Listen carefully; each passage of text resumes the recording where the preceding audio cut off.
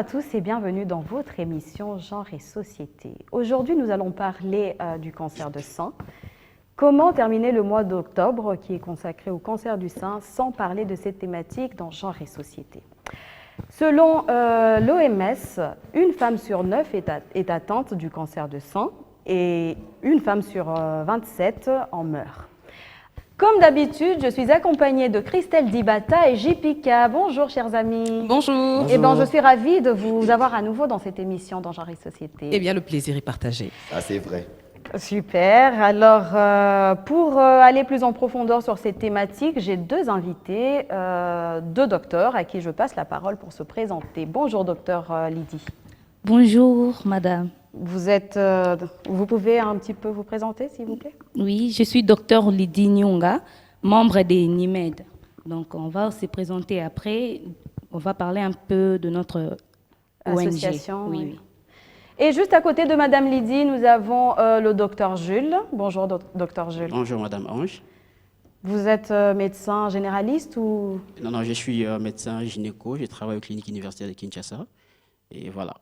Et donc, vous êtes généralement confronté à cette thématique, à la thématique qu'on va aborder aujourd'hui. Ça fait partie de notre quotidien. Alors, et pour rentrer dans le vif du sujet, docteur, est-ce que nous avons en RDC les statistiques sur cette maladie?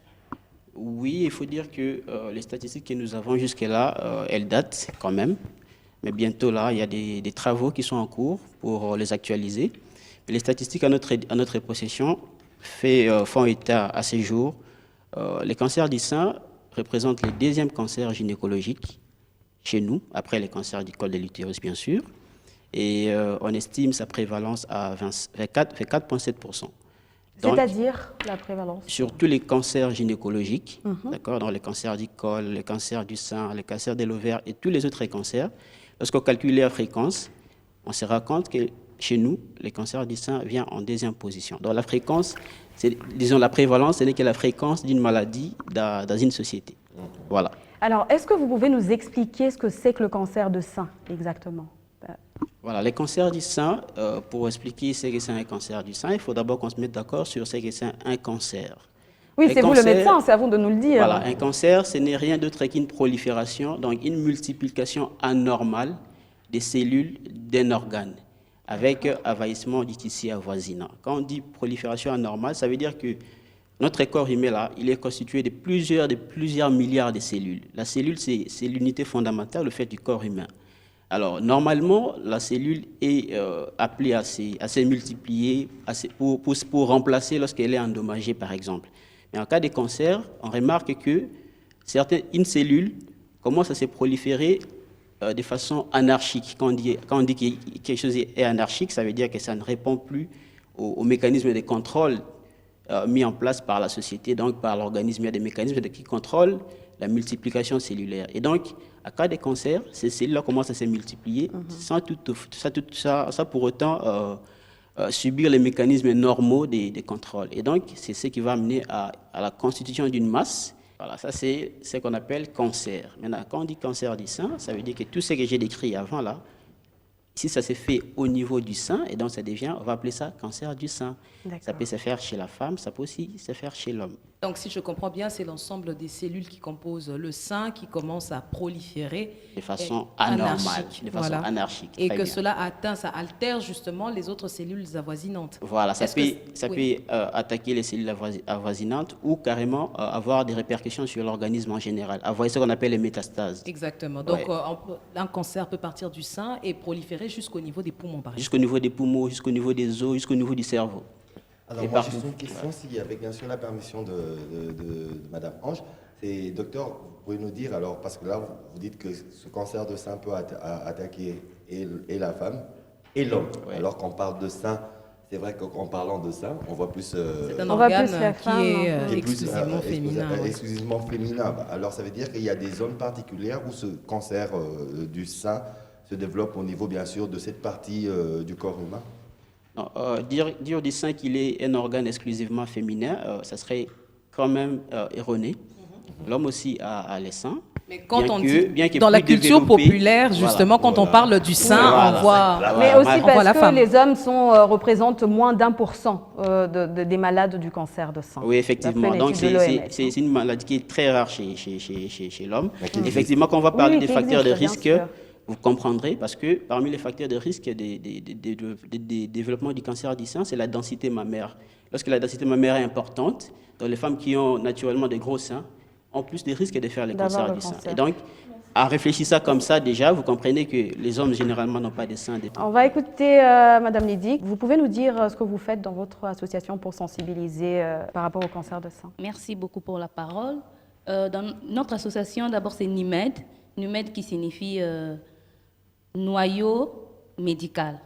Alors, nous sommes là un noyau de personnel formé pour informer médicalement la prévention de maladies, n'importe quelle maladie transmissible, maladies non transmissibles, parasitaires, infectieuses et ainsi que les cancers. Et nous sommes une ONG de sensibilisation. On travaille sur la sensibilisation primaire. Alors, nous avons des mesures préventives contre les cancers.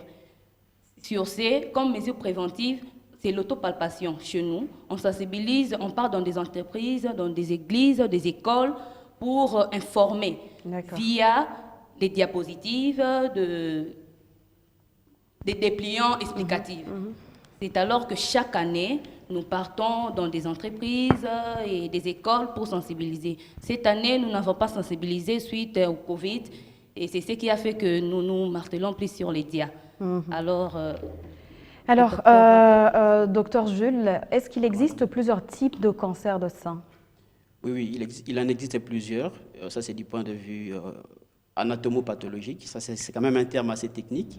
En fait, quand on prend les cellules cancéreuses, quand on les examine au microscope, pour déterminer leur nature, il en découle plusieurs natures. Ça, c'est l'anatomopathologie qui va les médecins anatomopathologistes qui va vous dire que c'est un cancer du sein. Quand on dit cancer du sein, c'est un terme globalisant, mais l'anatomopathologiste va déterminer les types. Il en existe plusieurs types. Il y a les carcinomes, qui peuvent être infiltrants ou non infiltrants, évasifs ou non. Ça, c'est du domaine technique, mais retenons qu'il en existe plusieurs par rapport à la cellule du départ. Parce qu'au niveau du sein, toutes les cellules ne sont pas uniformes. Il y a plusieurs types cellulaires au niveau du sein. Il y a les cellules adipeuses, il y a... Voilà, il y a les cellules conjonctives, tout ça. Alors, par rapport à la cellule qui est atteinte au départ, alors ça va donner un type bien défini du cancer du sein. Ouais. Mais du coup, quelle est la différence entre un cancer invasif et un cancer non invasif?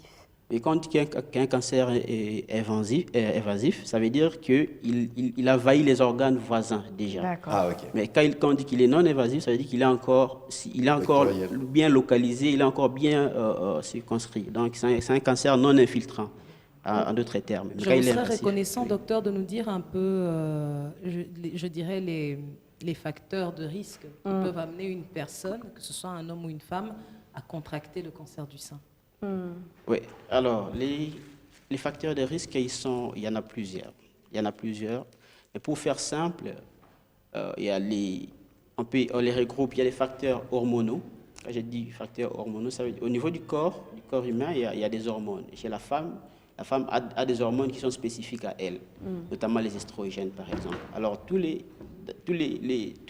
ce qui fera que la femme ait normalement un taux élevé d'estrogène, peut être cause du cancer du sein, notamment les femmes qui ont connu une puberté précoce. Quand elle connaît précocement sa puberté, ça veut dire qu'elle sera très, très longuement soumise à un climat estrogénique et donc elle peut être sujette à faire un cancer du sein à un certain âge. Les femmes qui ont connu une ménopause retardée, ça peut aussi être un facteur de risque. Les pilules estrogestatives, parfois abus contraceptifs, peuvent aussi être à la base du cancer. Les traitements hormonaux substitutifs. Donc, chez les femmes ménopausées, parfois, il arrive que les gynécos ou les médecins généralistes puissent prescrire quelques hormones pour pallier pour corriger les troubles liés à la ménopause. La ménopause qui n'est rien d'autre qu'un état où la femme n'a plus, ses ovaires ne sécrètent plus les hormones. Et donc, parfois, on apporte ces hormones-là de façon exogène, on les prescrit. Et si on les soumet à ça pendant un long moment, ça peut être facteur de risque des cancers. Mais aussi, il y a l'âge. Oui. Il y a l'âge autour de la quarantaine, entre 40 et 45 ans, mais aussi après, vers 55 ans. C'est aussi un facteur de risque. À part ça, les habitudes de vie. Les femmes qui sont en surpoids, qui sont en obésité, les femmes qui s'alimentent trop gras, voilà, tout ça. Donc, il y a beaucoup de facteurs de risque. Mais à part ça, un facteur de risque important que nous ne pouvons pas oublier, ce sont les facteurs génétiques. Il y a Les antécédents il y a des gens familiaux. qui, dans leur corps, possèdent certaines mutations génétiques, notamment un gène qu'on appelle le gène BRCA2, qui, lorsqu'il subit une mutation, ça expose la personne tout naturellement à développer un cancer du sein. Et généralement, ailleurs, parfois, on recherche systématiquement ces gènes-là. Lorsqu'on détecte un cancer du sein, alors on prend toute la famille, on recherche cette mutation, et si on détecte une mutation, on commence les traitements avant même que la personne présente Mais la qu'est-ce qui maladie. peut provoquer cette mutation Alors, justement moi, j'avais posé une question aussi. Oui, avant. on écoute JPK Ouais, et ça, puis... nous avons- à part ces mutantes femmes et les mutants hommes, excusez-moi quand je dis mutants, pourquoi? Parce qu'ils ont muté, il y a ces gènes Les qui ont gènes ont muté. muté. Les gènes ont muté.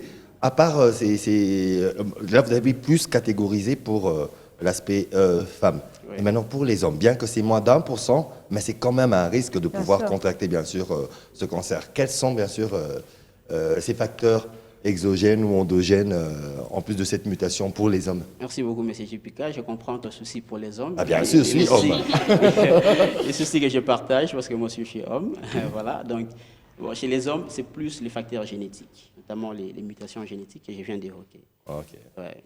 Les facteurs, et puis certains facteurs environnementaux, comme les radiations ionisantes. Les hommes qui ont subi beaucoup des examens radiographiques, par exemple, voilà, le radio du thorax, tout ça, ça peut être très facteur de risque, parce que ces rayons X-là peuvent entraîner des mutations au niveau des gènes et amener les désordres qui vont amener vers un cancer. Magnifique. Mais du coup, comme Madame Christelle disait tout à l'heure, en quoi ça consiste cette mutation de gène? Oui, quand on dit mutation d'un gène, ça c'est du domaine technique. Mais au fait, dans notre corps, nous avons des gènes. Ces gènes-là ne sont rien d'autre que c'est des composés chimiques qui chacun assure un rôle bien déterminé. Ils donnent une information quelconque pour permettre la transmission d'un caractère génétique bien défini. Et ça peut arriver qu'au niveau du sein, les gènes qui vont coder pour la transformation cellulaire, qu'il y ait une modification dans leur structure. Et du coup, ils ne vont plus arriver à transmettre l'information qu'ils étaient censés transmettre ou assurer les rôles qu'ils sont censés assurer. Et donc, ça va faire que ces cellules-là vont échapper au contrôle et donc vont commencer à se proliférer de façon anarchique. Donc, ça définit les cancers du sein, comme on l'avait dit avant. Tout à l'heure, vous avez dit qu'un des facteurs, c'est notamment aussi la puberté précoce. Oui. À quel âge on estime qu'on est pubertaire précoce? Je ne sais pas, est-ce que c'est à 9 ans? Pubère. Merci, autant pour moi, on est pubère précoce. Est-ce que c'est à 9 ans, 10 ans, 12 ans? Normalement, la puberté commence autour de 11-12 ans. Donc, quand vous connaissez la puberté avant cet âge-là, c'est une puberté précoce. C'est-à-dire donc une enfant, prenons le cas d'une fille qui s'est menstruée à 8 ans, 9 ans, c'est un facteur de risque, oui. D'accord, donc il faut la faire tester. Il faut les garder à l'œil. On peut dire tester ou il faut les garder à l'œil pour... Oui, j'ai piqué. J'aurais une question encore pour le docteur. Oui. C'est celle de savoir, bon, alors, dans le cas où la jeune fille a connu sa puberté de manière précoce, oui. Comment prévenir maintenant ce cancer? Pourquoi? Parce que nous savons déjà, grâce bien sûr à l'explication que vous avez fournie, que c'est l'une des causes. Alors comment maintenant la protéger pour que dans ces années à venir, elle ne soit pas victime de ce cancer? Ça, c'était la question pour le docteur. Et d'une pierre deux coups, à madame, ce sera de savoir, madame docteur aussi, de savoir par rapport à votre organisation, suite bien sûr aux années d'existence, je crois que vous êtes actif. Est-ce que vous avez remarqué que vous atteigniez vos objectifs de manière, du point de vue sensibilisation? Est-ce qu'il y a plus de femmes ou d'hommes qui tirent attention par rapport à cette pathologie qui gangrène le monde? On écoute le docteur et puis on enchaîne sur madame. Ah oui, donc la question était de savoir qu'est-ce qu'il faut faire par rapport aux Cette filles qui ont précocité, connu ouais. voilà, une puberté précocement. Au fait, dans la prévention du cancer du sein, on va plus insister sur la prévention secondaire, dans le dépistage. Et donc, lorsqu'une personne a plusieurs facteurs de risque, ce qu'il faut faire, c'est normalement, la personne doit avoir des rendez-vous, ok, au moins annuellement avec son gynéco. Et à partir d'un certain âge, à partir de 25 ans par exemple, elle doit faire au moins une échographie mammaire tous les ans. Et à partir de 40 ans, au moins une mammographie tous les 2 ans. Ça permet de détecter les lésions précocement. Ok. Et donc, lorsqu'on a détecté les lésions précocement, on sait agir efficacement en amont. Disons, ça ne sera plus en amont, mais on sait agir efficacement et donc pour éviter les complications qui peuvent venir et améliorer les pronostics. De la prévention, elle sera secondaire parce qu'on ne sait pas, ça ne veut pas dire que s'il y a puberté précoce, il y aura nécessairement cancer, non. Alors, qu'est-ce qu'il faut faire? Il faut la suivre pour que si jamais, dès le départ, vraiment qu'il y a des anomalies qui commencent à apparaître, on agit tôt et on limite les dégâts. Oui, on vous écoute, Madame Lydie, sur la question de J. Picard. Oui, merci. Par rapport à l'évolution, Oui. oui, nous voyons que oui, il y a quand même une évolution, parce que là, nous sensibilisons pas seulement les filles, et les hommes aussi. Et nous constatons que non, les filles, nous sommes un peu négligents par rapport aux hommes.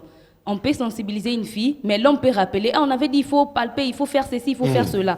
Et c'est ce qui fait que non, il y a au moins une évolution et nous constatons que dans nos cabinets, il y a quand même des jeunes filles qui viennent en consultation aussi s'ils remarquent de nodules, des masses ou soit des colorations Donc, d'épées. dans votre association, admettons, si moi je viens dans votre association pour trouver une écoute ou je ne sais pas moi, qu'est-ce qui se passe? Est-ce que vous êtes plus à même de diagnostiquer et d'accompagner ces femmes-là ou plutôt vous les orientez vers des hôpitaux spécialisés? Oui, dans notre association, on ne diagnostique pas, on est D'accord. juste là pour orienter. Ok. Oui, donc ce sont des préventions primaires. En cas de quoi, vous voyez un médecin le plus proche, comme ça, c'est le médecin qui va diagnostiquer. Alors, docteur, est-ce que ça coûte cher, notamment cette première phase-là de diagnostic? Est-ce que les consultations coûtent cher? Parce que, bon, on sait quand même dans notre pays que la médecine coûte relativement cher. Alors, pour se faire diagnostiquer tout ça, ça coûte à peu près combien? Bon, il me sera difficile de dire si ça coûte combien, parce que vous savez que chez nous, parfois le prix de la consultation dépend déjà d'une structure médicale à une autre, dépend d'un médecin à un Et autre. parfois, ça peut dépendre Mais- de la tête du client, de la cliente, malheureusement. Bon, malheureusement, mais au fait, le problème, c'est au fait l'État. Parce que ça, ailleurs c'est un système qui est organisé par l'État. Et ce sont normalement des... Oui, mais en moyenne, pour que les personnes qui nous regardent puissent savoir, Oui. OK, si elles ont envie d'aller se faire diagnostiquer ou en tout cas de se faire tester, Oui. eh ben, il faut qu'elles prévoient une tranche, combien à peu près? Bon, si je peux estimer la moyenne en tout cas, minimum $50. $50. Oui, parce OK. que avec pour ça- une première consultation. Pour une consultation et éventuellement, ne fût-ce qu'une échographie mammaire. Donc, avec $50, elle peut être sûre de bénéficier d'une consultation gynéco et une échographie mammaire. Donc pour dire Ça, que c'est le pour minimum. la simple mortelle de Congolaise, c'est déjà hors prix. Malheureusement. C'est comme ça que je suis... Moi, par rapport au coût, j'aimerais réagir parce que j'aurais d'abord voulu que le médecin puisse nous éclairer sur notamment les dépistages. Comment est-ce qu'on parvient à dépister, le début d'un cancer, par exemple. Ça, c'était de 1. Et puis de 2, vous avez mentionné que quand on a dépassé 40 ans, il y a également... Donc l'âge constitue un facteur de risque, notamment une fois qu'on a dépassé 40 ans. Mais j'aimerais poser une question. On a toujours présenté l'allaitement comme étant l'un des moyens pour réduire un peu la prévalence du cancer du sein. Mais après 40 ans, est-ce que cela s'applique également à une femme qui a eu des enfants et qui a eu à allaiter? J'aimerais vraiment que vous puissiez m'éclairer là-dessus parce que souvent, on présente l'allaitement comme étant une alternative à... Donc, comme disons, je dirais comme un geste barrière au développement du cancer du sein. Merci beaucoup. Une très bonne question. Alors, l'allaitement, effectivement, c'est un facteur protecteur contre les cancers du sein, effectivement, parce que une femme qui allaite, on suppose qu'elle a été enceinte préalablement. Et donc, quand la femme est enceinte, du point de vue hormonal, les climats estrogéniques est plus ou moins contrebalancé par une autre hormone qu'on appelle la progestérone. pendant toute la durée de la grossesse, la femme a plus de progestérone que d'estrogène. Et donc, ça contrebalance les effets des estrogènes. Parce que je vous ai dit au départ que tous les facteurs qui vont favoriser un climat d'hyperestrogénie vont être à la base du cancer du sein. Et donc, pendant la grossesse, avec tous ces taux de progestérone qui est élevé, ça permet de contrebalancer les effets néfastes qui pourraient avoir les estrogènes. Et effectivement, pendant l'allaitement aussi, quand une femme allaite, surtout quand elle allaite intensivement, pendant tous ces moments-là, elle n'ovule pas. Et donc, ses ovaires sont au repos, donc ses ovaires ne produisent pas les estrogènes. Pendant la période d'allaitement? Oui, je ne savais pas. Si elle allaite exclusivement, j'ai bien dit. T'y mettre. J'ai bien Donc, dit. pendant la période d'allaitement, les femmes n'ovulent pas. Si elle allaite intensivement, oui. Okay. Si elle ne donne pas des Intensivement. biberons, tout ça, ça veut dire que la femme ne prend que du lait, tout ça. Dans les 6 premiers mois, par Les exemple. 6 premiers mois, par exemple. Mais il y a des femmes qui tombent enceintes 3 mois après. Les 6 premiers mois. Non, mais il y a des femmes qui tombent enceintes 3 mois après. Même- avoir- C'est pourquoi j'ai dit, ça peut arriver. Mais lorsqu'elle allaite intensivement, Ok. ses ovaires sont au repos, donc elle n'ovule pas, elle ne peut pas Ok. tomber enceinte. Ça constitue d'ailleurs une méthode contraceptive naturelle. C'est l'une des raisons pour lesquelles dans les sociétés traditionnelles, on imposait l'allaitement jusqu'à 2 ans. Voilà. Comme ça Eh permettait ben, à la on apprend femme- des choses dans cette émission. Oui, Jessica. Alors, docteur, pour essayer de surenchérir, toujours sur la première question de Christelle, je voudrais savoir, puisque l'allaitement est un facteur de prévention, allaitement intense, pendant bien sûr, après l'accouchement, de prévention contre bien sûr ce cancer de sein, est-ce qu'on peut dire que certaines pratiques sexuelles pendant l'acte sexuel, telles que le suçon du sein aussi, peuvent contribuer à cette prévention de ce cancer du sein? Non, malheureusement, parce que en fait, ça, c'est ce que les gens disent, mais ce n'est pas prouvé scientifiquement. L'allaitement que l'on connaît, s'il protège, c'est parce que je vous ai dit que préalablement, il y a une préparation. Il y a beaucoup de mécanismes qui vont avec. L'allaitement, s'il protège, c'est parce qu'il y a une préparation préalable. Il y a un climat hormonal qui va avec. Les gens qui font cette pratique-là, si vous voulez leur poser la question, quand ils sucent, est-ce qu'il y a du lait qui sort? Je ne pense pas. Quand ils sucent le sein, il faudrait Quand préférer. ils sucent les seins, Ouais. est-ce qu'il y a du lait qui sort? Je ne Oh, pense pas. JP. Alors que quand les bébés sucent les seins de sa maman, il y a du lait qui sort. C'est déjà différent. Donc, de là, vous comprenez que ce n'est que c'est une vue d'esprit, mais ça ne protège pas. Mais Ça ne protège on pas dit du tout. souvent, enfin je sais pas, moi j'ai déjà entendu dire La question. que notamment, enfin il faudrait peut-être masser le sein régulièrement et tout ça C'est le pour cela que matin j'aimerais revenir par sur, une la tierce prévention, personne. la détection. Est-ce que c'est vrai ou pas? Est-ce qu'il faut masser le sein? Et également, vu que les hommes sont aussi touchés par le cancer du sein, est-ce qu'il faut aussi que leur partenaire leur masse le sein régulièrement? Oui, au fait, je vais commencer par répondre à la Oui, question s'il de vous plaît. madame. Et je Oui. crois qu'à répondre à sa question, vous aurez la réponse. Elle a voulu savoir comment on fait pour dépister, au fait, les cancers du sein. Pour dépister les cancers du sein, c'est pas très compliqué. Premièrement, dans le dépistage du cancer du sein, on fait de la femme elle-même actrice de sa prise en charge. Ça veut dire que c'est elle qui est d'abord censée sonner la sonnette d'alarme, comme on dit. Ça veut dire qu'elle doit faire ce qu'on appelle l'autopalpation mammaire. Docteur Lydie en a parlé un moment. L'autopalpation, c'est un geste simple.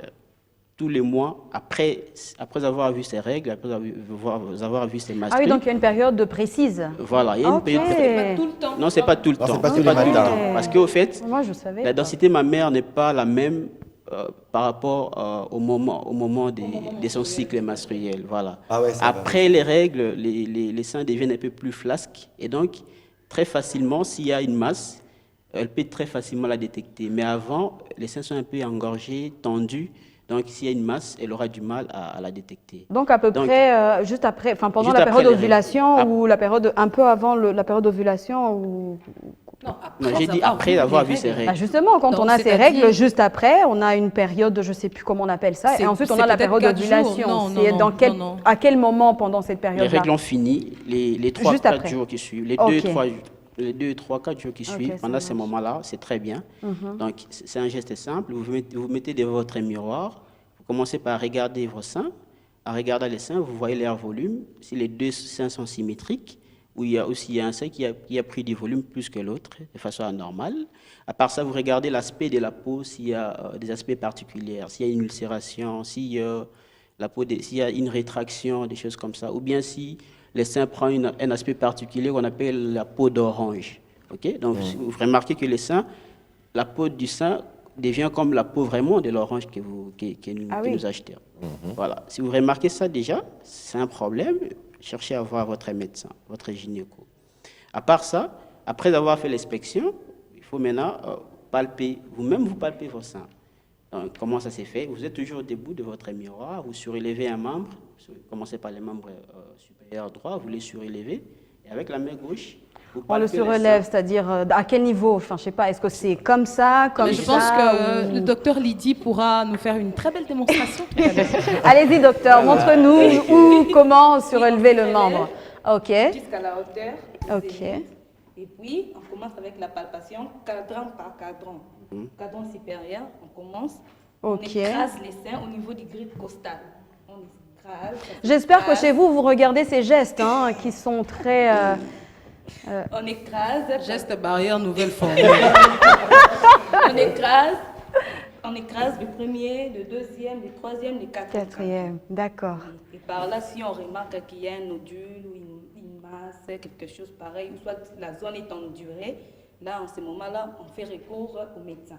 D'accord. Donc en palpant, on va sentir On va ou sentir, pas. oui, ou pas, oui. Et ok. puis, il faut aller plus loin au niveau des aisselles pour palper s'il y a Les ganglions. Les ganglions.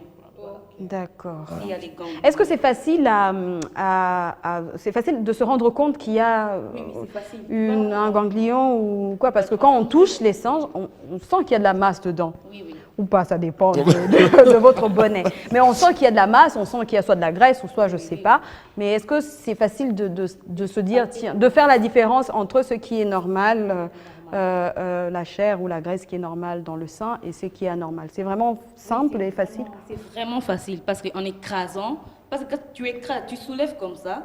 Quand on dit déjà après les règles, le sein est à plat, donc ce n'est pas, tu ne tiens pas. Flasque. Oui. Mhm. Donc quand tu écrases comme ça, tu vas sentir que non, il y a une boule. Ok. peut-être. Est-ce que cette boule-là, si on la touche, admettons si on l'a et qu'on arrive à la toucher, est-ce que ça fait mal? Parce que si ça fait mal, on peut se dire, ah bah tiens, là je viens de toucher un endroit qui fait mal, donc ça peut être le cancer. Généralement, Ou il n'y a en pas cas de cancer, sensation. La boule ne fait pas mal. Ok, il n'y a pas de sensation.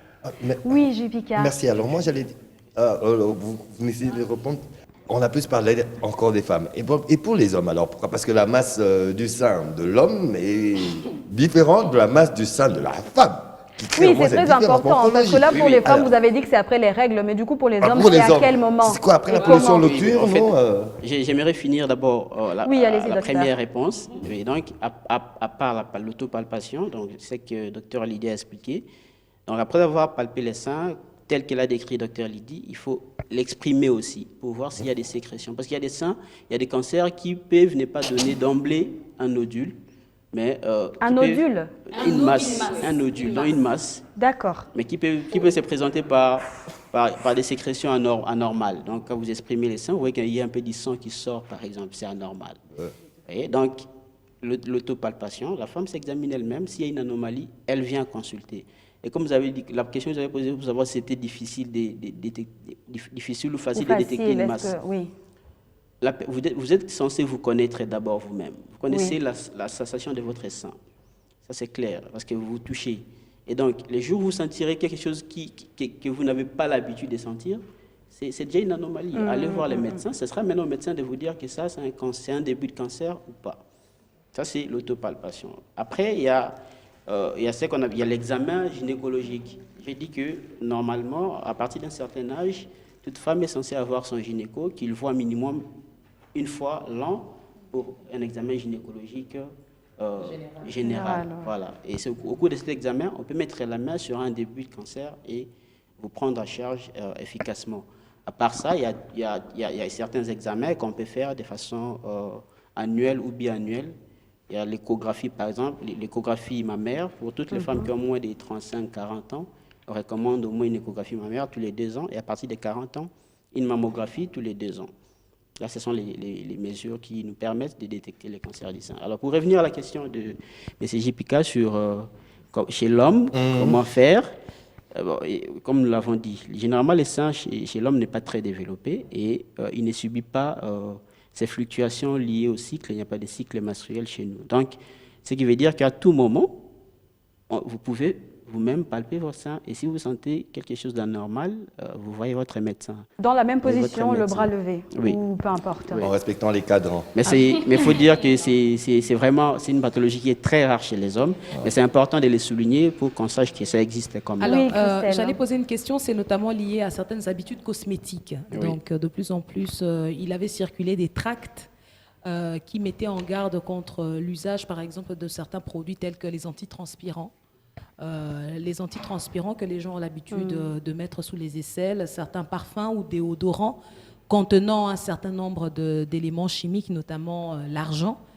En tant que médecin, quel est votre avis par rapport à ces différentes pratiques qui sont liées au quotidien aussi? Oui, c'est un avis que je partage parce que ce sont des produits chimiques et parmi les constituants de ces produits-là, il y a des molécules qu'on appelle des perturbateurs hormonaux. Donc, ça veut dire qu'il y a des substances qui sont dedans qui vont entraîner une perturbation dans le fonctionnement des glandes, donc des hormones, et peuvent être à la base des cancers, pas seulement du cancer du sein, mais de beaucoup d'autres pathologies. Les perturbateurs hormonaux, c'est maintenant l'actualité. C'est vers ça qu'on va pour chercher à lutter contre beaucoup de maladies. Ces substances sont vraiment incriminées dans la genèse de beaucoup de maladies, et même les bandes hygiéniques, tout ça. Même certains produits qu'on utilise pour les soins intimes, tout ça. Ouais. C'est tout à fait... Alors, est-ce qu'aussi le fait d'avoir, parce qu'il y a des femmes qui ont des boutons à chaque fois sous les aisselles de manière récurrente, est-ce que le fait d'avoir des boutons sous les aisselles constitue également un facteur de risque? Ou en tout cas un élément qui alarme, qui peut potentiellement alarmer? Si c'est un simple bouton, bon, non. Si c'est un simple bouton, non. Mais si c'est un ganglion, comme l'a dit docteur Lydie, voilà, ça doit être quelque chose qui doit vous pousser à consulter. Oui. Mais puisque vous parlez de ganglion, pourquoi? Parce que le ganglion, il paraît généralement sous les aisselles, entre les haines. Oui. Et c'est généralement le fait que... Derrière le cou ici. Derrière le cou aussi, le ganglion, il apparaît par rapport à une agression, à une prolifération, bien sûr, de globules blancs dans l'organisme, qui est la mesure barrière, bien sûr, la réaction de l'organisme pour lutter contre l'agression extérieure. Mais qu'est-ce qui fait une différence entre... Quelle est la différence entre le globule blanc sous l'aisselle ayant trait aussi à l'alarme lancée pour détecter le cancer de sein et le ganglion qui apparaît sous l'aisselle juste par rapport au fait que non, c'est juste une répulsion à une agression au système immunitaire? Merci beaucoup, M. Jipika, pour votre question qui me semble très médicale. Je me demande si vous avez quand même été à la faculté de médecine. Je suis carabin, ça, en c'est fait. très bien. Au fait... Pas chez Carabin, je suis carabin. ouais. Carabin, c'est-à-dire que je n'avais pas fini mon cycle de médecine. Ah, d'accord. Je me suis arrêté en première doc. Ok, Voilà. très bien. Ah, d'accord. Donc, je ne m'étais pas trompé. Au fait, effectivement, donc, les ganglions sont des structures tout à fait normales qui sont là pour assurer notre sécurité contre les agressions extérieures, notamment les bactéries, les infections, les cancers aussi. Ouais. Et donc, les ganglions, il va réagir lorsqu'il y a une agression. Cette agression, ça peut être une infection, ça peut être un cancer. Voilà. Et donc, sa réaction sera d'augmenter son volume. Parce qu'il est sollicité par l'agent pathogène, qui peut être les cancers, qui peut être l'infection. Et par conséquent, il va devoir s'hypertrophier, donc augmenter des volumes pour réagir. Et donc, nous médecins, on va voir que les ganglions, on va appeler ça maintenant une adénopathie. Donc, il a pris du volume. Et donc, s'il a pris du volume, ça sera maintenant, il faut remonter pour voir, il a pris du volume, pourquoi? Est-ce qu'il y a une infection? Est-ce que c'est juste une simple réaction inflammatoire? Est-ce qu'il y a un cancer? Mais est-il qu'il y a des cas, il y a des éléments cliniques qui, après un examen, déjà, j'aurais des a priori. Je vais me dire, ces ganglions me présentent les caractéristiques d'un ganglion qui peut être probablement d'origine cancéreuse ou d'origine infectieuse. Il y a des éléments qui nous permettent de les savoir, d'avoir déjà des a priori, même si la confirmation du diagnostic viendra par les examens paracliniques, notamment l'anatomopathologie. Moi, j'aimerais également savoir s'il y a des chances de guérison, une fois qu'on a été atteinte du cancer de sein. Effectivement. J'allais renchérir pour dire, pour poser la question de savoir quand est-ce qu'intervient la mastectomie, au fait, le fait de couper le sein. Très bien. Oui, effectivement, il y a beaucoup de chances de guérison. C'est comme ça qu'on insiste sur de l'ordre la place. de combien de pourcentage? Bon, Sur- à terme des si on cancers, prend un à terme nombre des de cancers, 100% on préfère femmes. plus parler à terme des nombres d'années de survie après diagnostic. D'accord. Voilà, donc, et ça dépend du stade. La guérison ou le nombre d'années de survie dépend plus du stade. C'est comme ça qu'on dit, on insiste sur l'importance du diagnostic parce qu'un cancer qui est diagnostiqué tôt, ça veut dire au stade précoce, comme on avait dit, un cancer qui est encore non évasif, à ce moment-là, on a toutes les chances de guérir complètement. Mais lorsqu'il devient déjà infiltrable, lorsqu'il a déjà donné des métastases, tout ce qu'on va faire, c'est de vous ajouter quelques jours, quelques années. Voyez-vous? Donc, d'où toute l'importance du dépistage, de l'autopalpation, de voir son médecin au moins une fois l'an, pour que, si jamais il y a un début des processus cancéreux qui commence, que l'on mette la main sur ça et que l'on traite tôt. Parce que les traitements tôt, c'est ça, au fait, la condition pour guérir. Si vous arrivez à des stades retardés, tout ce qu'on va faire, c'est améliorer les pronostics et vous ajouter un certain nombre de jours. À un coût, certain nombre d'années. élevé. Voilà. Maintenant, par rapport à pour répondre à la question sur la mastectomie, effectivement, ça dépend aussi des stades. Et quand on diagnostique un cancer au stade de début, au stade 1, stade 1, stade 2, stade 3, certains stades 3, un stade 3 au début, on peut faire une mastectomie, enlever tous les seins. Voilà, et lui garder seulement un sein et puis compléter éventuellement par d'autres traitements. Voilà, mais il arrive que la femme vous arrive à un stade tel que vous ne pouvez plus opérer. La chirurgie devient impossible. Ouais, donc c'est ce qu'on vit chaque jour malheureusement. Mais alors, une fois que, admettons, on s'est fait, on a subi une ablation de sein ou mastectomie. Mastectomie. Mastectomie. Oui. Terme très technique. Oui. Est-ce que ça veut dire Très que proche de ça y notre est, terme. c'est bon, c'est fini, on ne peut plus avoir un cancer de sein ou il y a toujours de risque d'en avoir un autre qui mute ou je ne sais pas moi? Oui, effectivement, le risque est toujours là. Une mastectomie ne voudrait pas dire guérison, non. Même chez les femmes chez qui on a fait la mastectomie, ça ne voudrait pas dire qu'il faut s'arrêter là. Après avoir fait une mastectomie, il faut compléter d'autres traitements, notamment la chimiothérapie, la radiothérapie, l'immunothérapie. Et le risque de récidive, ça c'est la récidive. Et la récidive est toujours là. Ça peut, si la mastectomie n'a pas été complète, Il restait une voilà, souche de voilà, cellules ça peut encore continuer à cancéreuses. proliférer. Ou alors l'autre sein peut avoir déjà été atteint au moment où tu as levé Mais ça peut l'autre sein. proliférer dans le sein qui a été coupé. Justement. Parce qu'il y a des Parce que souches il y a- qui sont il y a- restées. il peut y avoir des petites cellules qui restent et qui vont continuer leur Mais aventure. là, il a été coupé, il n'y a plus, il y a plus. Enfin, je Non, mais ne au fait, comprends pas. c'est là, on des- est quand la même. médecine. En fait, le problème avec le cancer, comme le docteur l'a dit, c'est au stade où il devient invasif. Oui.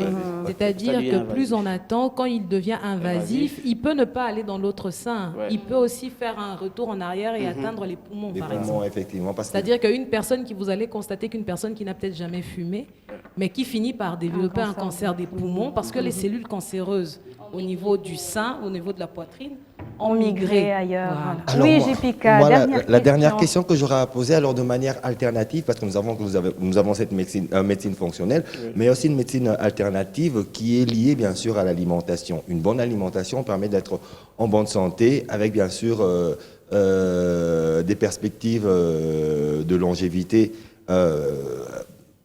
propres et bien. Alors, pour la médecine alternative, qu'est-ce que vous conseilleriez à ceux qui risqueraient d'être victimes, bien sûr, de ce cancer? Effectivement, mes conseils ne peuvent s'appuyer que sur les facteurs de risque. J'ai cité les facteurs de risque, et donc si vous voulez maximiser vos chances de ne pas contracter ces cancers-là, il faut agir sur les facteurs de risque. On avait dit qu'il y avait certaines habitudes de vie qui constituaient des facteurs de risque. L'alcoolisme, le tabagisme, ce sont des facteurs La de risque. nourriture grasse. Voilà, l'alimentation tout ça, grasse. oui. Les manques d'exercice physique, c'est aussi un problème. Le fait d'être en obésité ou en surpoids, c'est ça autant des facteurs de risque. Et donc, en agissant sur ces facteurs-là, ça constitue déjà une alternative pour diminuer l'incidence du cancer du sein. Ouais.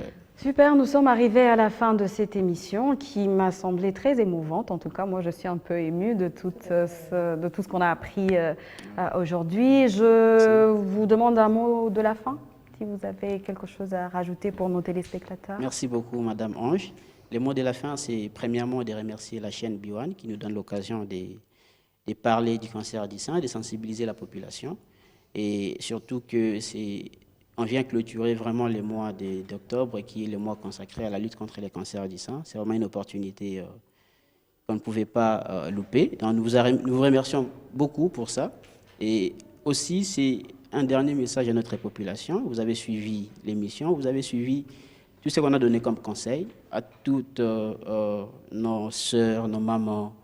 À partir d'un certain âge, prenez l'habitude de faire ce qu'on appelle l'autopalpation. Examinez vous-même vos seins et dès lors que vous remarquez qu'il y a un problème, allez le plus rapidement. N'attendez pas que ça évolue pour venir. N'attendez pas qu'il y ait du pus. N'attendez pas voir une grande plaie ou n'attendez pas que les seins deviennent très gros.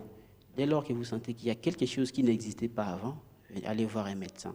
Mais aussi, on sait que les conditions socio-économiques sont un peu compliquées, mais faites-vous violence, ayez votre gynécologue, voyez votre médecin, bon, si pas un gynéco, même un médecin généraliste. Voyez, faites un effort d'avoir au moins un examen gynécologique une fois, si pas tous les ans, mais même tous les 2 ans. Ça permettra de mettre la main sur les cancers à des stades précoces, et donc ce qui peut assurer la guérison, comme on l'a dit. Donc, c'est tout ce que je peux dire comme dernier. Merci beaucoup, Dr Jules. Et pour vous, Madame Lydie, le mot de la fin, et notamment pour nos téléspectateurs, où est-ce qu'ils peuvent vous joindre? Oui, pour nous, NUMED, une ONG pour la sensibilisation, je dirais mieux de lutter contre tout facteur de risque, contre les cancers en général. En général, parce que nous sommes là pour sensibiliser la population en ce qui concerne la prévention des maladies. Donc, ce n'est pas seulement que les cancers, des maladies infectieuses, parasitaires, cardiovasculaires, rénales et métaboliques. Alors, si on respecte, si on lutte contre les facteurs de risque et on le pratique surtout, on ne peut pas seulement écouter et puis on s'en fout, mais on les pratique et ça sera objet d'une bonne évolution en ce qui concerne. Et où est-ce que vous êtes localisé? Où est-ce qu'on peut vous trouver si on a besoin d'avoir des informations par rapport aux différentes maladies? Oui, par rapport aux différentes maladies, on anime des conférences, des exposés, des débats et tout. Et notre site est à INPSS. C'est sur PNMLS. C'est PNMLS. En face du centenaire. Oui, voilà. Il y a des conférences qui ont lieu par mois, par semaine, sur les maladies, en tout cas pour la prévention. Et on fait aussi des descentes sur terrain. Et jusque-là, nous sommes à l'initiation pour des enquêtes maintenant épidémiologiques pour avoir des statistiques. Merci beaucoup, Madame Lydie, d'avoir répondu présente à notre invitation. Et pour vous, chers collègues? Bon, moi, je dirais déjà à toutes les femmes et à tous les hommes, parce que le cancer du sein, il touche tout le monde. Octobre rose, nous sommes en train de le clôturer en beauté dans Genre et Société. N'hésitez pas de pouvoir mettre en pratique tout ce que nous avons dit, avec bien sûr l'appui de tous les experts. Palpez-vous et bien sûr votre gynéco et que la vie soit meilleure pour tout Congolais.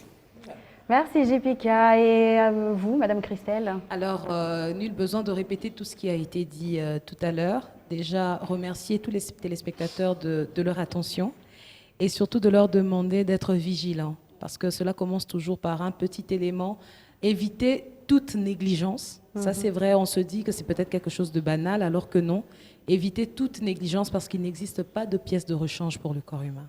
Alors, si ça existe, mais alors c'est vraiment à des coûts exorbitants, mais a priori, ça n'existe pas. Il n'existe pas de pièce de rechange, notamment pour le cas de mastectomie, c'est juste pas possible. Voilà. Merci à vous d'être régulièrement présents devant vos écrans ou même sur les réseaux sociaux et notamment sur notre chaîne YouTube. Je vous retrouve la semaine prochaine. J'en profite également pour faire un grand coucou à nos parents, papa Henri et maman Rose Dibata. Gros bisous à tout le monde, prenez soin de vous. N'oubliez pas, tâtez-vous le sang en respectant le mouvement que le docteur Lydie nous a montré tout à l'heure. Prenez soin de vous. Ciao!